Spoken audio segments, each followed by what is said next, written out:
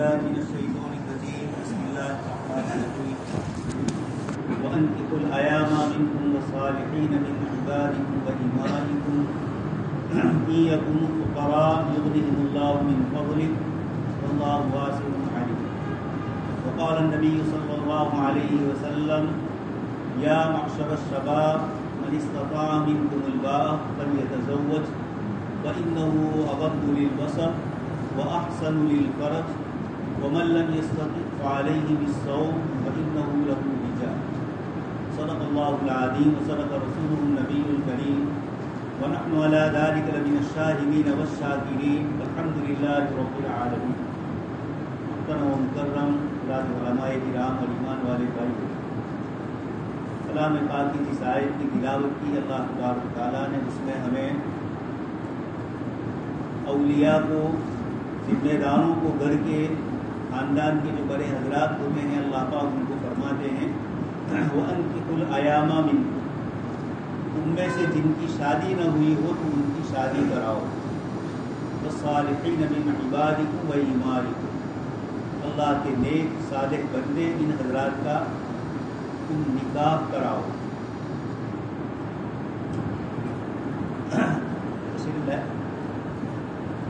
فقراء یغنیہم اللہ من فضلہ، اگر یہ حضرات محتاج ہوں گے، ضرورت مند ہوں گے، اللہ تبارک تعالیٰ ان کو بے نیاز فرما دیں گے، مالدار کریں.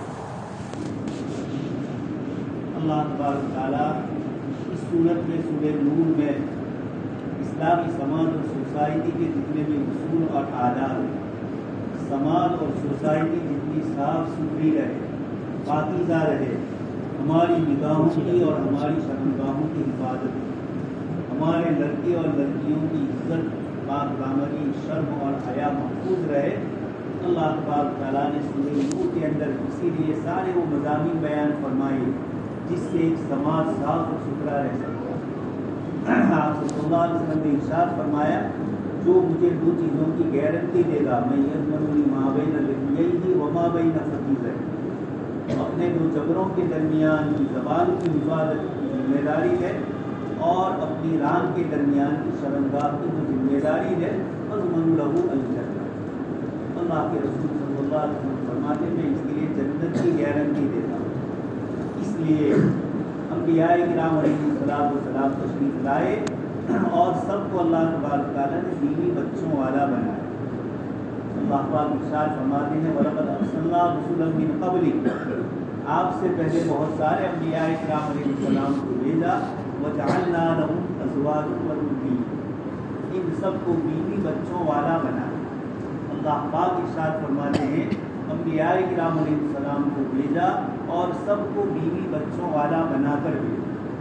یہ بتلایا کہ اسلام ایک سماج اور سوسائٹی کے اندر انسان کو رکھنا چاہتا ہے. انسان بالکل الگ ہو جائے سماج اور سوسائٹی سے، اس کو شریعت اسلامیہ نے پسند نہیں کرا. اس لیے 5 وقت نماز کے لیے مسجد میں بلایا جماعت، اکیلے گھر میں بھی پڑھ سکتے ہیں لیکن اللہ پاک نے مسجد میں بلایا. جمعہ کے دن شہر کی بڑی جامع مسجد میں سب کو بلایا. یہ سماج اور سوسائٹی کی طرف انسان کو اپنی ذمہ داریوں کا احساس دلاتا ہے. اس لیے شریعت اسلامیہ نے یہ نظام اور یہ قانون اللہ پاک نے ذکر کیا اور اسی لیے حدیث شریف میں آپ صلی اللہ علیہ وسلم نے ارشاد فرمایا کہ جو شخص لوگوں کے درمیان رہتا ہے، سماجی اور سوسائٹی کی زندگی میں اپنے آپ کو سب کے ساتھ رکھے ہوئے ہے، اللہ کے نبی صلی اللہ علیہ وسلم فرماتے ہیں جو لوگوں کی تکلیف اور اذیت اور پریشانی کو جھیلتا ہے. اس لیے کہ جب آدمی سماج اور سوسائٹی میں رہے گا تو مختلف طریقوں سے، مختلف ذریعوں سے اس کو کوئی نہ کوئی تکلیف زبانی آئے گی، آپس میں بات چیت کی آئے گی، سماجی مسائل آئیں گے، شادی بیاہ کے مسائل آئیں گے، لین دین کے مسائل آئیں گے، اور ان سب کے اندر انسان کو کچھ نہ کچھ برداشت کرنا پڑے گا. اس لیے جناب نبی اکرم صلی اللہ علیہ وسلم نے فرمایا الذی خالق الناس، جو لوگوں کے ساتھ خلط ملط کرتا ہے، رہتا ہے، ویصبر علی اذاہم، اور ان کی تکلیف پر صبر سے کام لیتا ہے. تو اللہ کے نبی صلی اللہ علیہ وسلم فرماتے ہیں یہ اس شخص سے بہتر ہے جو سماج اور سوسائٹی سے کٹ کر شادی بیاہ سے الگ ہو کر غار اور غفاؤں کی سنیاسی زندگی گزارے. اس لیے اسلام ذمہ داری کا مضمون ہے. یہاں ہر ایک کی ذمہ داری متعین کی گئی ہے. اس لیے ہم شادی کے مجمع میں بیٹھے ہوئے ہیں. لڑکی کی بھی ذمہ داری شریعت نے بتلائی, لڑکی کی بھی ذمہ داریاں بتلائی. خاندان کے دونوں قسم کے جو افراد ہیں, بڑے چھوٹے, ان سب کے ہر ایک کے حقوق اور ہر ایک کی ذمہ داریاں اسلامی شریعت میں متعین کر دی تاکہ ہر ایک اپنے حق سمجھے اور اپنی ذمہ داری سمجھے. یہ جناب نبی اکرم صلی اللہ علیہ وسلم نے بالکل صاف ستھرا سماج باقی رہے, آپس میں کوئی کسی قسم کی لڑائی جھگڑے فتنے فساد نہ ہو. اس کے لیے ساری چیزوں کو اللہ کے نبی صلی اللہ علیہ وسلم نے آسان فرمایا. حدیث شریف میں ارشاد فرمایا لا یفرق مؤمن مؤمنۃ, کوئی مومن مرد شوہر اپنی بیوی سے جدا نہ ہو جائے, اپنے کو اس سے جدا نہ کرے, اس کو اپنے سے جدا نہ کرے. ان کریہ منہا رضی منہا, کوئی ایک چیز اگر اس کی ناپسند آئے گی بھی تو بہت ساری وہ چیزیں ہوتی جو پسند آئے گی. اس لیے آپس میں جب ملیں گے مزاج اور آپس کے ایک دوسرے کے سوبھاؤ میں شریعت مطہرہ نے ہر ایک کو الگ رکھا. کچھ نہ کچھ مزاج کی ایک دوسرے سے الگ آمیزشیں ہوگی, ملاوٹ ہوگی, اور وہ ملیں گے تو آپس میں کچھ نہ کچھ ٹکراؤ ہو سکتا ہے. اس لیے سب کے حقوق اور سب کی ذمہ داریاں پہلے سے بتا دی تاکہ کوئی کسی کے ساتھ الجھن پیدا نہ. یہ جو صورت ہے اسلامی سماج اور سوسائٹی میں باہر سے منافقین کی ایک جماعت ہے جو یہ چاہتی تھی کہ اسلامی سماج اور سوسائٹی کے اندر گندلاپن پیدا ہو, اس کے اندر آپس میں بگاڑ پیدا ہو, آپس میں ایک دوسرے پر غلط نسبتیں اور ایک دوسرے پر غلط الزامات لگائے جائیں. اللہ تبارک تعالیٰ نے سورت شروع فرمائی سورۃ انزلناہا وفرضناہا وانزلنا فیہا آیات بینات. بڑی تاکید اور بڑے اہتمام کے ساتھ, بڑی شان و شوکت کے ساتھ اللہ پاک نے اس سورت کو شروع فرمایا, اس لیے کہ سورت کے نازل ہونے سے پہلے سماج اور سوسائٹی کو بگاڑنے کی, لوگوں پر تہمت اور بدزنی کرنے کی ایک سازش منافقین کی طرف سے رچی گئی جس سے اسلامی سماج اور سوسائٹی میں انتشار ہو. کوئی مرد کسی عورت کے متعلق, کوئی عورت کسی مرد کے متعلق کہیں نہ کہیں کچھ ادھر ادھر کی باتیں کر لیں. اللہ پاک نے صاف ارشاد فرما دیا فلا تزکوا انفسکم, کوئی کسی کو بڑا نہ سمجھے. ہر ایک اپنے آپ کو, اپنی اولاد کو, اپنے ماتحت لوگوں کی ذمہ داری کا احساس کرے. کسی پر الزام لگانا, کسی پر تہمت لگانا, کسی کی طرف غلط نسبت کرنا, کسی کے پیچھے عیب جوئی کرنا, یہ ساری چیزوں سے قرآن کریم نے منع فرمایا. سورہ حجرات میں اللہ پاک نے سب فرما دیا. ایک دوسرے سے بغض, اناد, یہ ساری چیزیں کیا ہے, سماج اور سوسائٹی کو بروا کرتی. اسی نسبت سے شادی بیاہ کا مسئلہ بھی اور ایک دوسرے کے حقوق, ایک دوسرے کی ذمہ داریوں کو کرتا ہے. افسوس ہے کہ ہم اپنی اولاد دنیا بھر کی دوسری ساری چیزیں سکھلاتے ہیں, یا وہ اس میں لگتا ہے تو اس کو روکتے نہیں. لیکن ایک لڑکا بالغ ہو رہا ہے, ایک لڑکی بالغہ ہو رہی ہے, جوان ہو رہے ہیں. اب آنے والی مستقبل کی زندگی میں دونوں ایک دوسرے کے ساتھ جڑیں گے تو لڑکی کی کیا ذمہ داری, لڑکی کی کیا ذمہ داری. یہ ہمارے سماج اور سوسائٹی میں تھوڑی اب دوری چلی جا رہی ہے, جس کے نتیجے میں شادی کے بعد ایک مومن مرد اور مومنہ عورت, ان کو بیچاروں کو یہ معلوم نہیں ہوتا ہے کہ میری کیا ذمہ داری, میرے رشتہ داروں میں ماں باپ کا کیا, بھائی بہن کا کیا, آنے والی اس بیوی کا کیا, میری کیا ذمہ داریاں ہیں. یہ اسلام نے تمام کی ذمہ داریاں بھی تقسیم کر دی.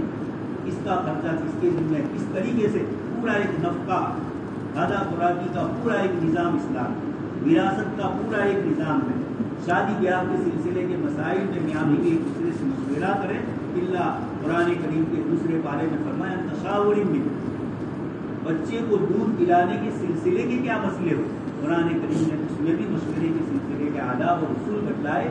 یہ پورے سماج کو ایک اچھے انداز میں بغیر کسی جھگڑے اور فساد کے لوگ آگے بڑھیں.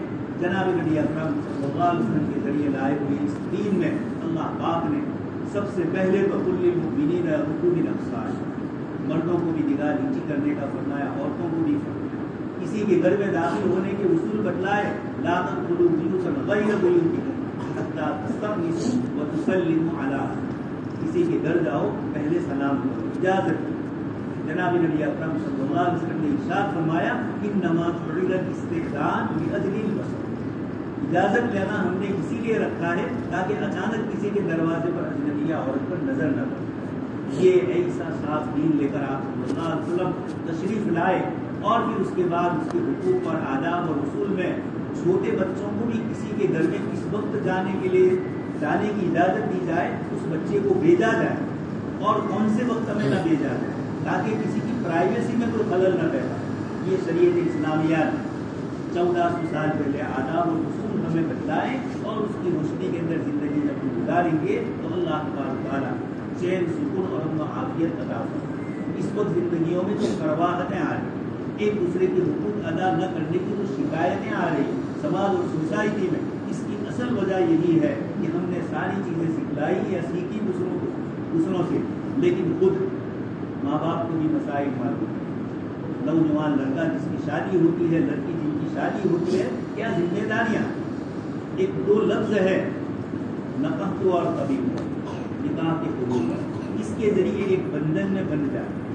ہم نے بھی ایک کلمہ پڑھا ہے، ایک لا الہ الا اللہ محمد رسول اللہ، اس کلمے سے ہم ایمان والے ہیں، اور اسی ایک چھوٹے سے کلمے سے ایک اجنبی لڑکا اور اجنبی لڑکی دونوں ایک دوسرے سے جڑتے ہیں۔ اس لیے حضرت خانوی رحمۃ اللہ علیہ فرماتے ہیں کہ ایک لڑکی سے ایک مسلمان کو عبرت حاصل کرنی، وہ اپنے ماں باپ کا گھر چھوڑ کر دوسری جگہ جائے، اپنا سارا تعلق دوسری جگہ منسلک ہوگا، دوسروں کا غم اس کا غم بن کرے گا، دوسروں کی خوشی اب اس کی خوشی ہوگی۔ یہ ایک بچی ایک بول کر اپنے خاندان کو نبھاتی ہے۔ حضرت خانوی رحمۃ اللہ علیہ فرماتے ہیں ہم نے بھی لا الہ الا اللہ محمد رسول اللہ کا کلمہ پڑھا، یہ بچی سے سبق حاصل کیا جائے کہ اب دوسروں کا غم اس کا اپنا غم ہو جاتا ہے، دوسروں کی خوشی اس کی اپنی ہوتی ہے۔ تو ہمیں بھی لا الہ الا اللہ کے جو تقاضے ہیں، ہم اللہ کے بندے ہیں، اگر اس کے بتلائے ہوئے طریقوں کے مطابق زندگی گزرے گی تو زندگیوں میں چین، سکون، امن و عافیت آئے گا، اور اگر جتنے ان طریقوں سے دور ہوں، عجیب و غریب انداز سے رات دن خبریں آتی ہے، رات دن لوگ مسائل پوچھتے ہیں، اندازہ ہوتا ہے کہ امت کہاں جائے۔ حقوق اور آداب دوسرے سے وصول کرنے کی بات ہو رہی ہے، میرے ذمے کیا ہے، اس سے لوگ دور بات۔ اور جناب نبی اکرم صلی اللہ علیہ وسلم سے صحابہ نے پوچھا کہ اگر ہمارا امیر اور بادشاہ ایسا ہو جو ہمارے حقوق ادا نہ کرے تو ہم کیا کریں؟ آپ صلی اللہ علیہ وسلم نے فرمایا کہ اس کا حق ادا کرو اور اپنا حق اللہ سے مانگو۔ یہ اس امت کو سکھلایا گیا ہے، مطالبے کی دنیا ہے، اور لوگ استرائب کرتے ہیں۔ اللہ کے نبی صلی اللہ علیہ وسلم فرماتے ہیں نہیں، ہم تو دوسروں کے حقوق ادا کرتے ہیں۔ اس لیے یہ نکاح کا اللہ کے رسول صلی اللہ علیہ وسلم کا سنت والا طریقہ ہے۔ آپ صلی اللہ علیہ وسلم نے ارشاد فرمایا من رغب عن سنتی فلیس منی، جو میری سنت کو چھوڑے گا وہ مجھ سے دور ہوگا۔ اس سنت میں پورا شریعت کے مطابق جو نکاح کا سلسلہ جناب نبی اکرم صلی اللہ علیہ وسلم نے بتلایا اس کو ادا کرنا۔ اسلام نے زنا کو حرام کرنا، نکاح کو سنت قرار دیا، اس لیے نکاح کے راستے آسان فرمائے، اس لیے لمبی لمبی مہروں سے حضرت عمر نے منع فرمایا، اور اس طرح کی دوسری چیزوں سے ہوتا گیا، اور یہ فرمایا گیا کہ نکاح کو آسان کرو تو ہماری نگاہوں اور ہماری شرمگاہوں کی حفاظت ہو۔ جن علاقوں میں جہیز لمبا چوڑا دیا جاتا ہے، لڑکیاں گھر میں رہتی ہے، وہاں مسائل کھڑے ہوتے ہیں اور بھی دوسرے پیچیدگی مسائل میں آتی ہے۔